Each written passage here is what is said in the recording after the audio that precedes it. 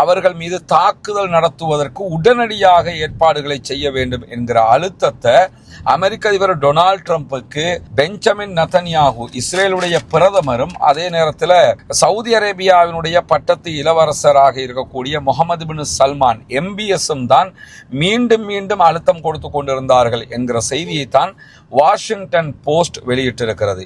இது தொடர்பாக சற்று நேரத்துக்கு முன்பதாக சவுதி அரேபியாவினுடைய வாஷிங்டனுக்கான அமெரிக்காவுக்கான தூதுவராலயம் பதில் ஒன்றை வெளியிட்டிருக்கிறது.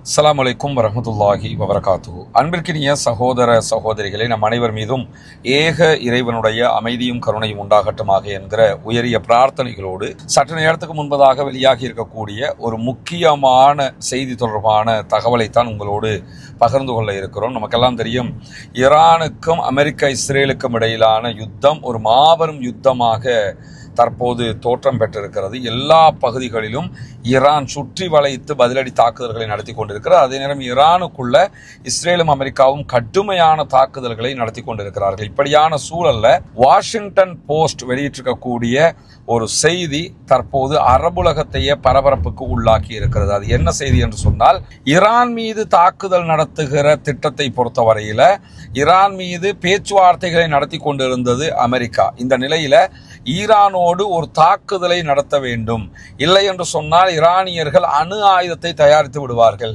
அணு ஆயுதம் தயாரிக்கப்பட்டு விட்டது என்று சொன்னால் அதற்கு பிறகு அவர்களை கண்ட்ரோல் பண்ணவே முடியாம போயிடும். எனவே அவர்கள் மீது தாக்குதல் நடத்துவதற்கு உடனடியாக ஏற்பாடுகளை செய்ய வேண்டும் என்கிற அழுத்தத்தை அமெரிக்க அதிபர் டொனால்ட் ட்ரம்புக்கு பெஞ்சமின் நெதன்யாகு இஸ்ரேலுடைய பிரதமரும் அதே நேரத்தில் சவுதி அரேபியாவினுடைய பட்டத்து இளவரசராக இருக்கக்கூடிய முகமது பின் சல்மான் MBSம் தான் மீண்டும் மீண்டும் அழுத்தம் கொடுத்து கொண்டிருந்தார்கள் என்கிற செய்தியை தான் வாஷிங்டன் போஸ்ட் வெளியிட்டிருக்கிறது. எனவே இந்த தாக்குதல் என்பது அமெரிக்க அதிபர் டொனால்ட் ட்ரம்பினுடைய இறுதியான முடிவு கிடையாது. இதற்கான முடிவு அழுத்தம் கடுமையாக கொடுக்கப்பட்டது இஸ்ரேலிய பிரதமர் பெஞ்சமின் நெதன்யாகுவாலும் அதே போன்று சவுதி அரேபியாவினுடைய பட்டத்து இளவரசர் முகமது பின் சல்மான் அவர்களாலும் தான் என்பதுதான் வாஷிங்டன் போஸ்ட் வெளியிட்டிருக்கக்கூடிய பரபரப்பான செய்தியாக இருக்கிறது. இதே நேரத்தில் அந்த செய்தியை பொறுத்தவரையில வெளிப்படையாகவே சவுதி அரேபியா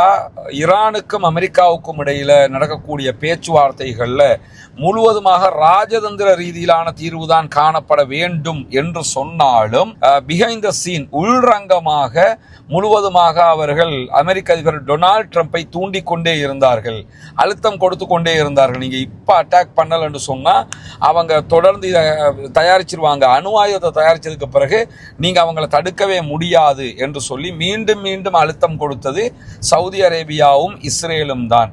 எனவேதான் இந்த தாக்குதலுக்கு அமெரிக்க அதிபர் டொனால்ட் ட்ரம்ப் இணங்கி தற்போது யுத்தத்தை ஆரம்பித்திருக்கிறார் என்கிற செய்திகள் தான் வாஷிங்டன் போஸ்டினால் வெளியிடப்பட்டிருக்கிறது. இதே நேரத்தில் இது தொடர்பாக சற்று நேரத்துக்கு முன்பதாக சவுதி அரேபியாவினுடைய வாஷிங்டனுக்கான அமெரிக்காவுக்கான தூதுவராலயம் பதில் ஒன்றை வெளியிட்டிருக்கிறது. அமெரிக்காவுக்கான சவுதி அரேபியாவினுடைய தூதுவராலயத்தின் செய்தி தொடர்பாளராக செயல்பட்டு வரக்கூடிய ஃபஹத் நாசர் வெளியிட்டிருக்கக்கூடிய அறிவிப்புல இது தொடர்பாக அவர் சொல்லும் போது என்ன சொல்றாருன்னா, நாங்கள் எந்த இடத்திலும் அமெரிக்காவுக்கு அழுத்தம் கொடுக்கவில்லை, சவுதி அரேபியா எந்த அழுத்தத்தையும் கொடுக்கல, இந்த தாக்குதல் முழுக்க முழுக்க அமெரிக்காவினுடைய தாக்குதல்கள் தான்.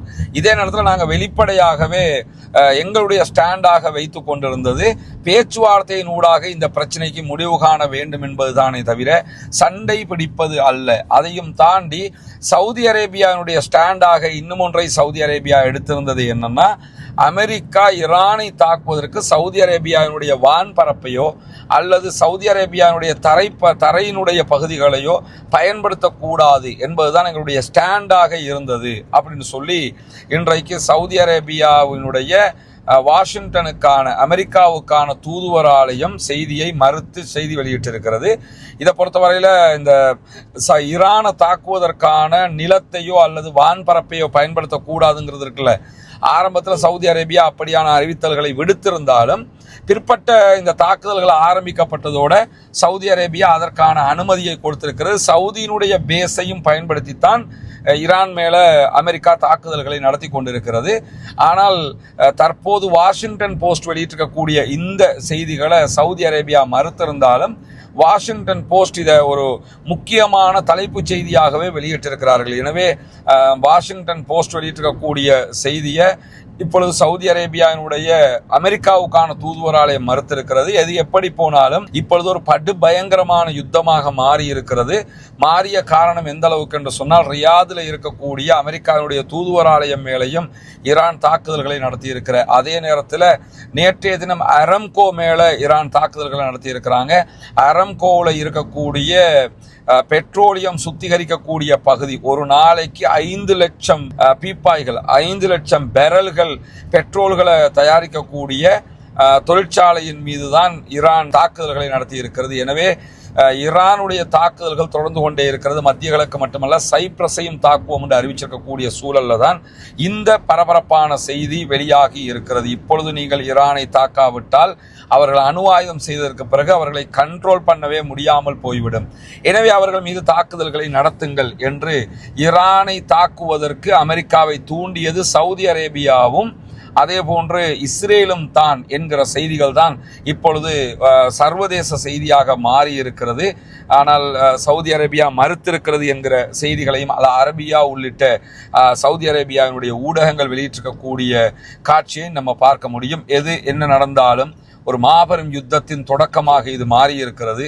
இந்த யுத்தம் முடிவுக்கு வர வேண்டும் என்பதுதான் அனைவருடைய ஆசையவா பிரார்த்தனையாக இருக்கிறது. ஏனென்றால் இப்பொழுதைய நிலைமை எடுத்துக்கிட்டீங்கன்னா, ஆரம்பிச்சது வேணும்னா அமெரிக்காவாக இருக்கலாம், ஆனா முடிக்க போறது அமெரிக்காவாக நிச்சயமாக இருக்காது என்கிற ஒரு நிலை தான் இப்ப இருக்கிறது. ஏன்னா இனிமே யுத்தத்தை நிறுத்துறதா இருந்தா ஈரான் தான் அதை முடிவெடுக்க வேண்டி இருக்கிறது. ஏனென்றால் இந்த நிலைமை வரைக்கும் ஈரானுடைய கை ஓங்கி இருக்கிறது.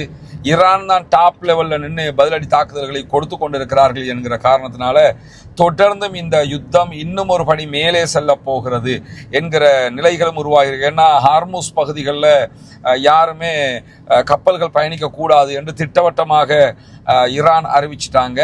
எண்ணெய் டேங்கர்கள் மட்டுமல்ல, கப்பல்களை மாத்திரமல்ல, இனிமேல் எண்ணெய் பீப்பாய்கள், அதாவது எண்ணெய் பைப் லைன்கள் மேலையும் நாங்கள் தாக்குதல் நடத்துவோம் அப்படின்னு சொல்லியிருக்கிறாங்க. எனவே ஈரானுடைய தாக்குதல் உத்திகள் எல்லாம் ரொம்ப வித்தியாசமானதாகவும் திட்டமிடப்பட்டதாகவும் நாங்கள் நடத்திய தீர்வோம் என்கிற வெறி கொண்ட தாக்குதலாகவும் மாறி இருக்கிறது. இது மிகப்பெரிய பின்னடைவாக அமெரிக்காவுக்கும் அமெரிக்காவுடைய நேச நாடுகளுக்கும் தற்போது மாறி இருக்கிறது. உண்மையிலே சவுதி அரேபியா இப்படி ஒரு அழுத்தத்தை கொடுத்திருந்தால் அது மாபெரும் துரோகம் என்பதிலே எந்த மாற்று கருத்தும் கிடையாது. அதனால் இன்றைக்கு ஏற்பட்டிருக்கக்கூடிய விளைவை நம்ம பார்க்கிறோம். நூற்றுக்கணக்கான சகோதரர்கள் கொல்லப்படுகிற அநியாயமும் இதிலே நடந்தேறி வருகிறது. பொறுத்திருந்து பார்ப்போம் அடுத்தடுத்து என்னவெல்லாம் நடக்கிறது என்பதை.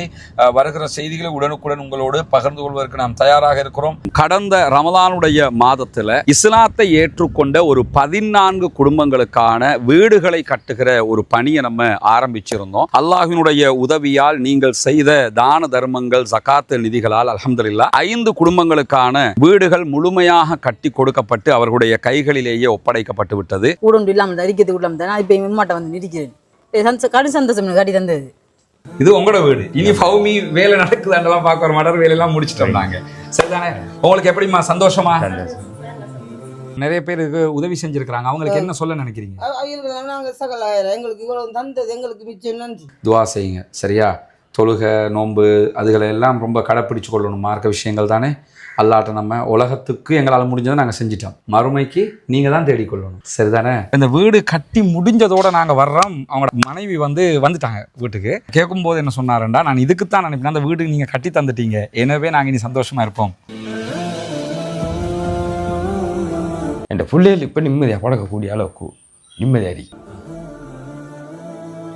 அல்லாஹ் அவங்களோட எண்ணங்களை பேசாக்குவோம் இன்ஷா அல்லாஹ். ரொம்ப மகிழ்ச்சியான தருணங்களாக அந்த தருணங்கள் இருந்தது. காரணம் என்னன்னா, இஸ்லாத்தை புனிதமிக்க வாழ்க்கை நெறியாக அவர்கள் ஏற்றுக்கொண்டிருக்கிறார்கள். ஏற்றுக்கொண்டவர்களுக்கு ஒரு வாய்ப்பாக அவர்களுடைய வறுமை நிலையை போக்கும் விதமாக இந்த சந்தர்ப்பம் அமைந்திருந்தது. அந்த அடிப்படையில் மீதமுள்ள 9 குடும்பங்களுக்கான வீடுகளை கட்ட வேண்டிய தேவை நமக்கு இருக்கிறது. நம்ம ஒட்டுமொத்தமாக கோடிக்கணக்கில் காசை கொண்டு வந்து வச்சு இந்த பணிகளை பண்றது இல்லைங்கிறது உங்களுக்கு தெரியும். நம்முடைய வீடியோவை பார்க்கக்கூடிய மக்களுக்கு கன்வே பண்றோம்.